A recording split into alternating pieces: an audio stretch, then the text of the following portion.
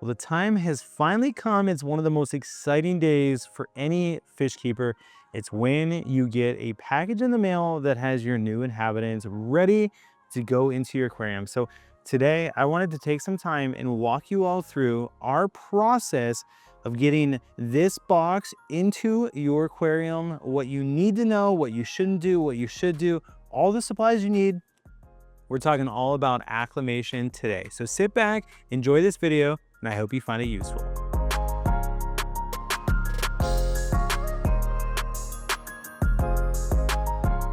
What is going on, everyone? So I am Rob. I am the owner of Flipaquatics, and I want to take some time and really walk you through our acclimation process. I'm going to show you guys everything that you need to know for acclimating our animals, including information about our bags and what you have to do to make sure that you have success. And also, if you do have the unfortunate event of having some losses, I want to make sure you're prepared for what to do, what pictures you need to take so that you qualify for our 100% live arrival guarantee. Let's get right into today's video. So let's talk through, firstly, all the supplies that you're gonna need to ensure that you're ready to acclimate these animals into your aquarium. The first thing is you need a clean container. I always recommend having a designated container for aquariums because if you just use a regular Tupperware container or something that you use in your everyday life, there's a potential that it's going to have harmful residue in there. Like, for example, if you threw this in the dishwasher and it didn't rinse all the suds off, there's a chance that you could expose your livestock to that chemical, which would kill them during acclimation. So always having an aquarium safe container or something you use specifically for aquariums, that is what I recommend. This is a dip and pour. It's a Lee's specimen container. You can get these on Amazon. We don't sell them on our website, but it is something that I recommend a lot. And this is the extra large version, the unbreakable version.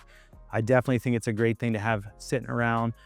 It's just really, really good for acclimating. The next thing, obviously, you need some scissors. You need to be able to cut the bags. The type of bags we use are called breather bags, and they're super hard to untie. So having a pair of scissors laying around so that you can easily access the fish and get them out of their bag or shrimp or snails or whatever it is. Next up, this is optional. This is just the method that I recommend. This is a drip acclimation kit. We do sell these on our website. It comes with, I believe, 4 feet of airline tubing, an airline valve, which is, we're gonna use it for water, and then a little clamp to hold the airline tubing on the side of your tank or wherever you need to hold it. So having one of these is important for drip acclimation. Next thing is a net. This is called a 3D net. The reason it's called a 3D net is because the net, the way that it's built, it's kind of like a little bit of a basket. So when you scoop livestock out of an aquarium or out of a container, the net doesn't fold in on itself and stress the fish out. It's just really easy to transport them from point A to point B.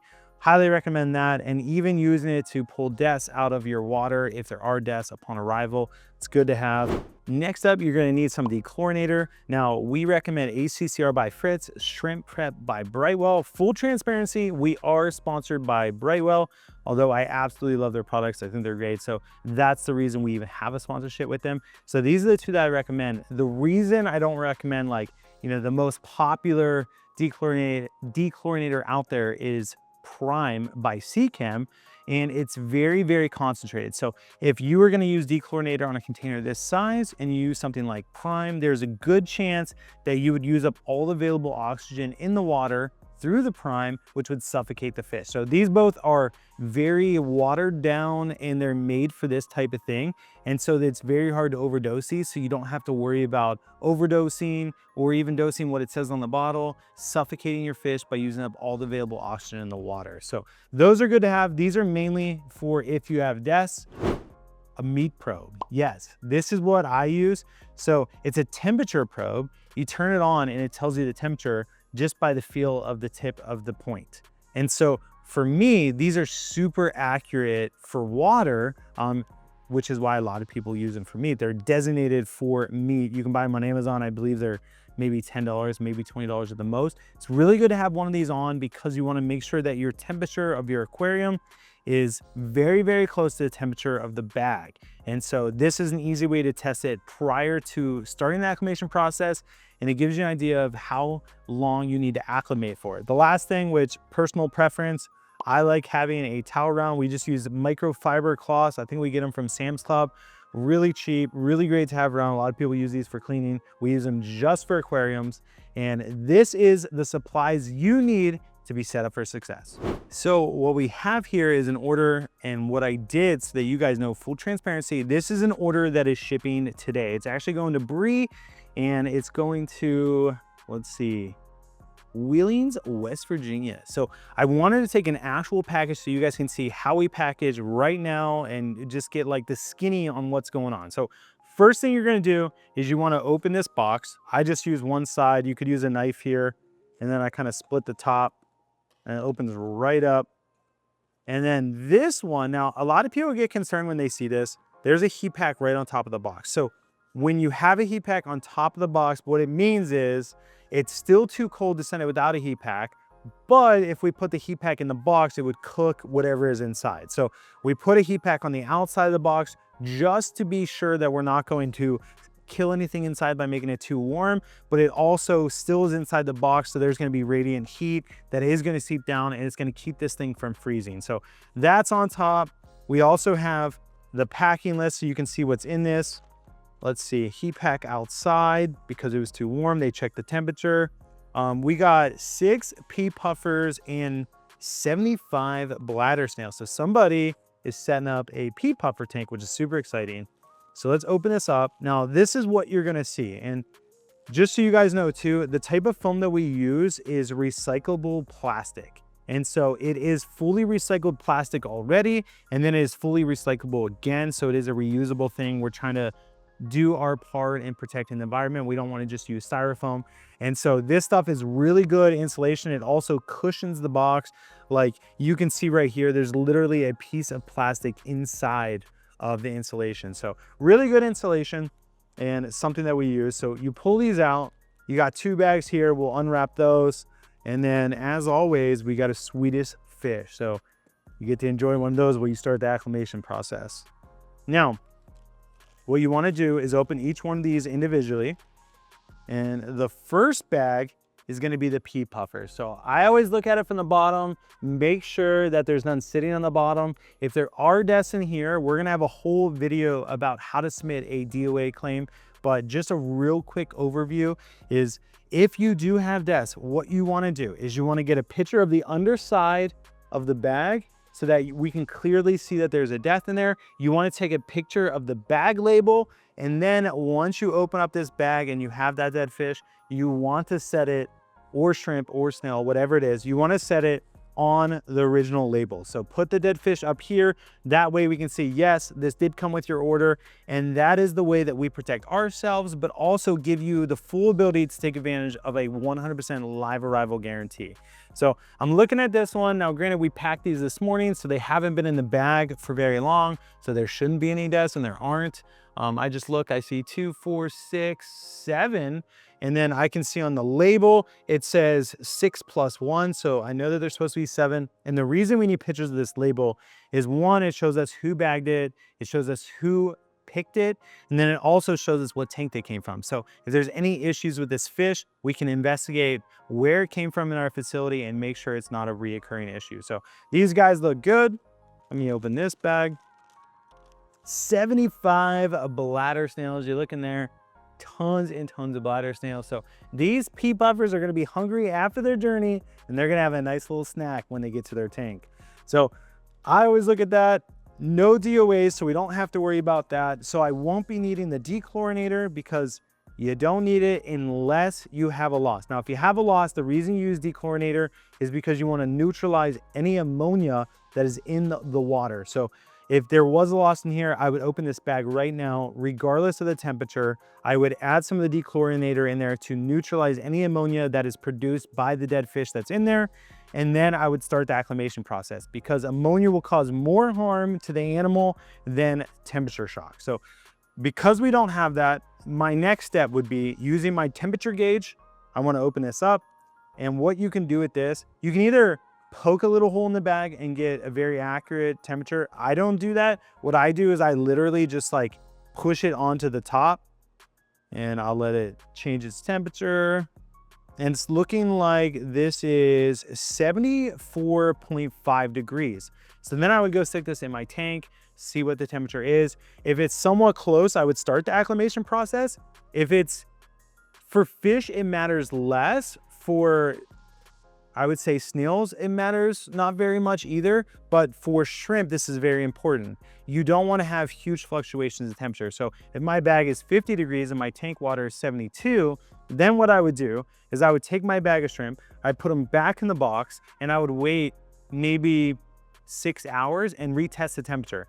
That gives the bag time to naturally come to room temperature, and then it's not as shocking on the shrimp. And then I would start the acclimation process. You never want to float this bag in water. If you float this bag in water, after about 30 minutes, the oxygen exchange will be completely cut off and the animals will suffocate.